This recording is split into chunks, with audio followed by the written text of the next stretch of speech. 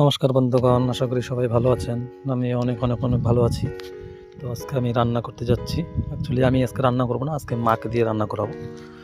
তো মা আমার রান্না করতেছে আজকে চাপলা মাছ। আমাদের বাসায় এটাকে আমরা চাপলা মাছই বলি, আপনারা কি বলেন জানি না, অবশ্যই কমেন্ট করে জানাবেন কী মাছ বলেন আপনারা। তো মাছটা প্রথমে ভেজে নিচ্ছি সুন্দর করে, সঙ্গে থাকবেন আপনারা, দেখতে থাকুন এটা কী করে রান্নাটা করছে মা। তো মাছটা কিন্তু বন্ধুরা ভাজা হয়ে গেছে, মাছটা তুলে রেখেছে। এখন আমি ফোড়নের জন্য প্রথমে জিরা আর মাছের যে তেলটা ছিল ওইটা দিয়ে ফোড়ন দিয়ে বেগুনটা আমি সুন্দর করে ভেজে নিব। সঙ্গে থাকবেন আপনারা, এটার মধ্যে আলু টমেটো ব্যবহার করব। আলু টমেটো পেঁয়াজ ও বেগুন দিয়ে রান্নাটা হবে, যার জন্য বেগুনটা আগে সুন্দর করে ভেজে নিচ্ছে। তো বেগুন কিন্তু মোটামুটি আমার ভাজা হয়ে গেছে। এখন আমি দিয়ে দিব এর মধ্যে কিছুটা বেটে রাখা শুকনো লঙ্কা, ওটা দিয়ে এটাকে সুন্দরভাবে কষাতে থাকবো। এটা মোটামুটি 60% আমার কষানো হয়ে গেলে তারপর আমি আলুটা দিয়ে দিচ্ছি এর মধ্যে। আলুটা দিয়ে আলু পেঁয়াজ ও টমেটো দিয়ে দিচ্ছি, এটা দিয়ে সুন্দরভাবে কষাতে থাকবো।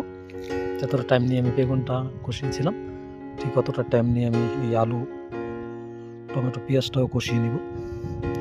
তো কষানো কিন্তু বন্ধুরা পুরোপুরি হয়ে গেছে। এখন আমি এর মধ্যে কিছুটা জল অ্যাড করব।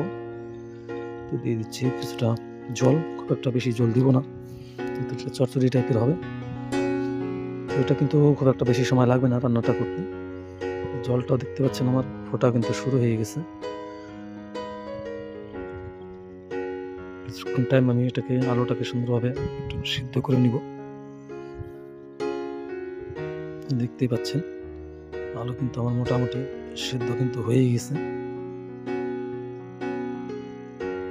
সিদ্ধটা আমার আলু হয়ে গেছে। এখন আমি এরপরে বাকি পাতাগুলো দিব, সঙ্গে থাকবেন কোনটার পরে কি দিচ্ছে দেখতে থাকবেন। এখন আমি কিছুটা এর মধ্যে দিয়ে দিব বেটে রাখা জিরা। শুধু জিরাটা দিয়ে এই রান্নাটা হবে। আর দিয়ে একটা জিনিস দিব আমি এর মধ্যে, একদমই সিম্পলভাবে, এটার মধ্যে গরম মশলা ব্যবহার করব না। কিছুটা ধনিয়া পাতা দিয়ে দিচ্ছি, যেহেতু মাছটা দেওয়ার পরে খুব একটা বেশি নাড়াচাড়া করা যাবে না, যার জন্য আমি আগেই উপকরণগুলো দিয়ে দিচ্ছি।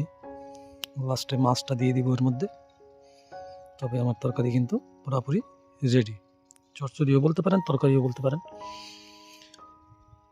দেখতে পাচ্ছেন সবজি কিন্তু আমার এটা হয়ে গেছে। এখন আমি দিয়ে দিব এর মধ্যে মাছগুলো দিয়ে হালকা হাতে নাড়াচাড়া করতে হবে। একদম খুব সাবধানের সাথে নাড়াচাড়া করতে হবে যাতে মাছগুলো না ভাঙে। তো সবজি কিন্তু আমার পুরোপুরি রেডি, নিয়ে নিচ্ছি নামিয়ে। সঙ্গে থাকবেন, আমাকে সাপোর্ট করবেন।